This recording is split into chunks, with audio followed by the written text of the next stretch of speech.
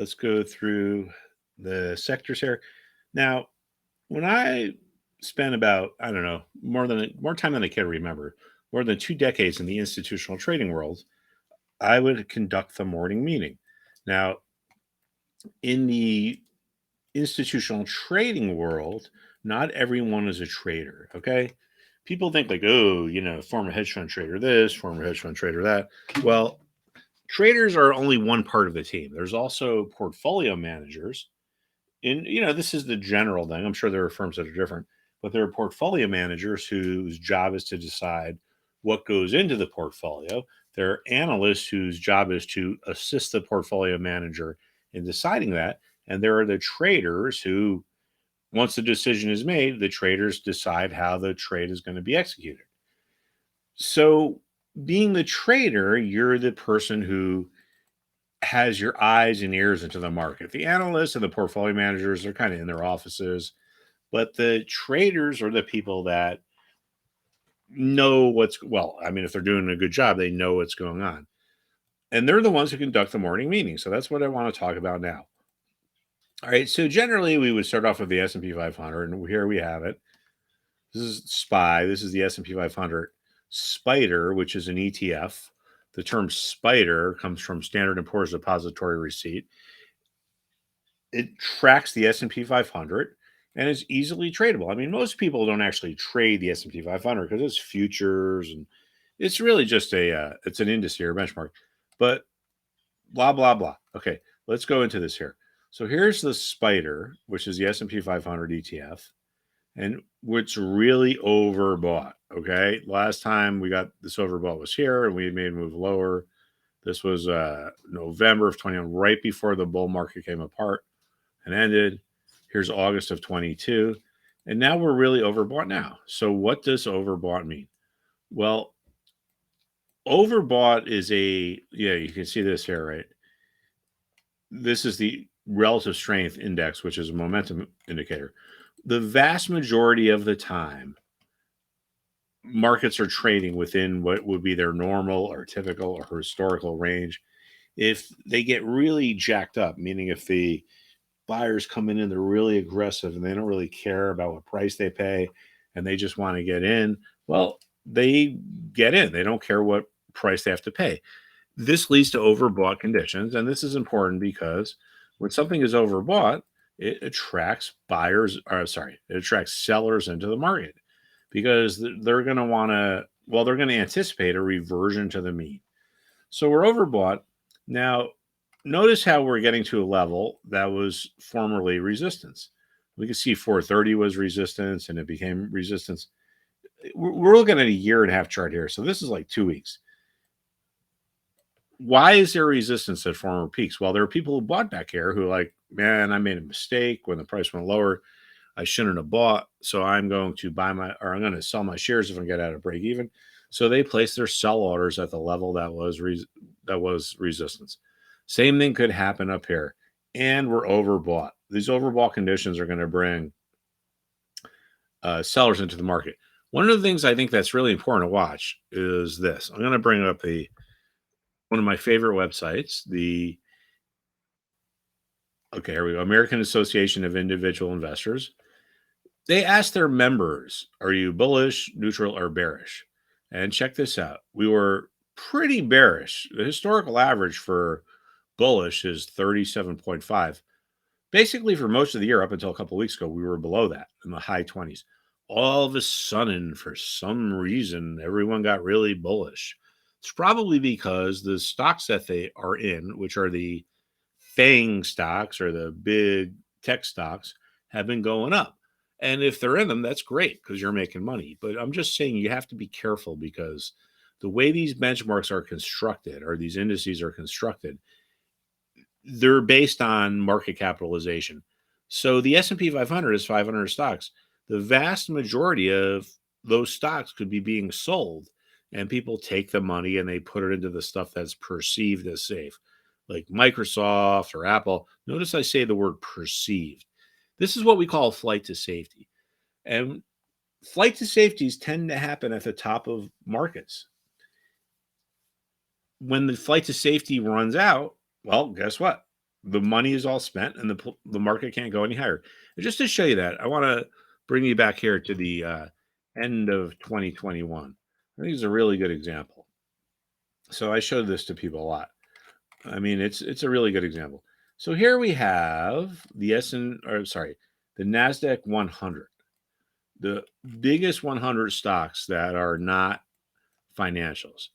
Okay, notice how it peaked in the very end of December or early January. That was the top of the market, right? That was the end of the bull market that had gone on for 10 years.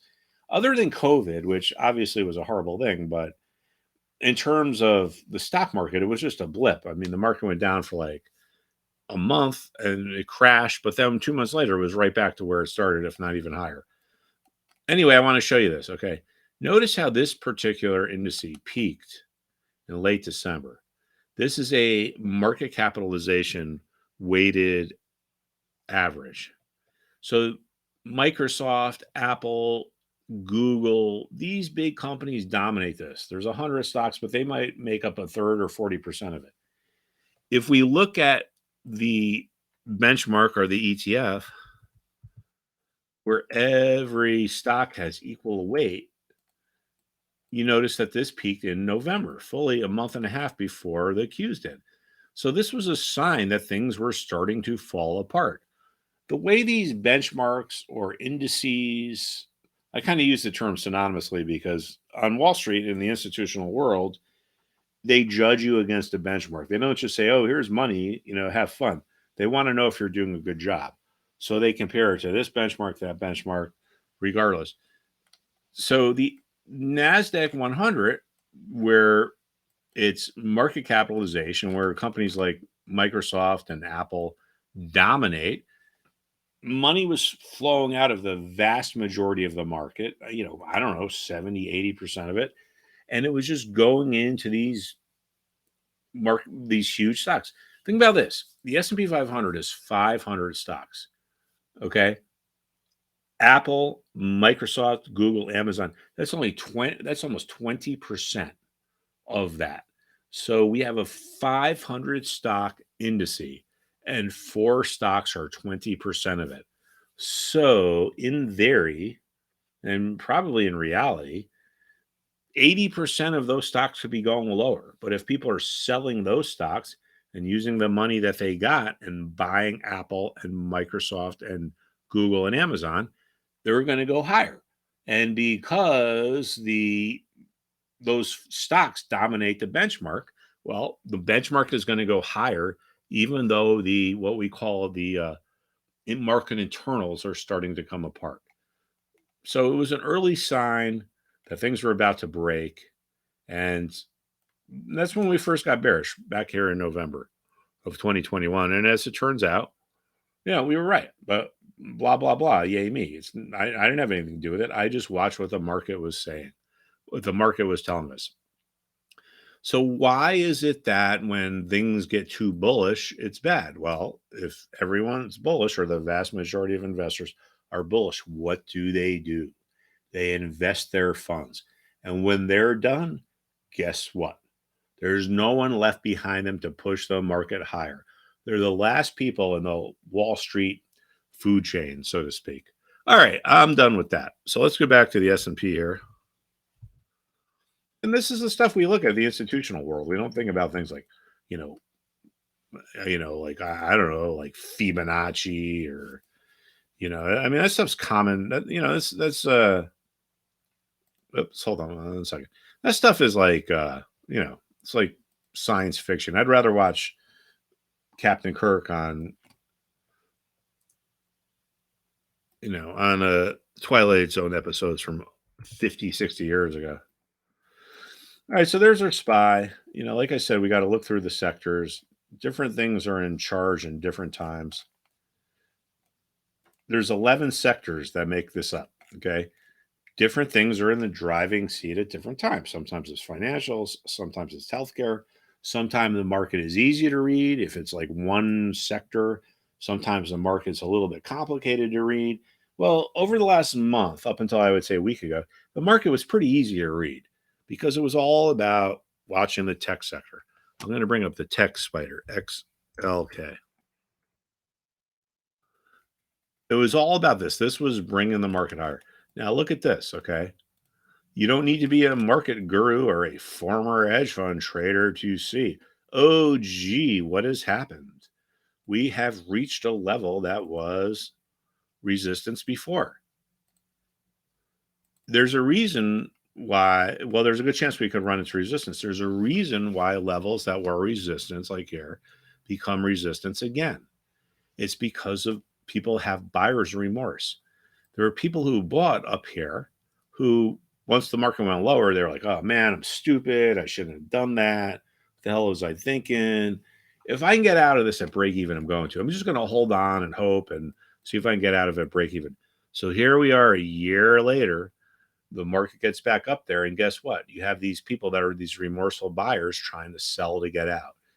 So there's a reason why there's resistance at former peaks. It isn't just a saying. It's because there are people who have buyer's remorse. When you look at a chart, you have to understand you're viewing the chart as a, well, you should be viewing the chart as a graphical illustration of supply and demand and market psychology. People say to me like, "Oh, you're one of those chart guys. You like read astrology, blah blah."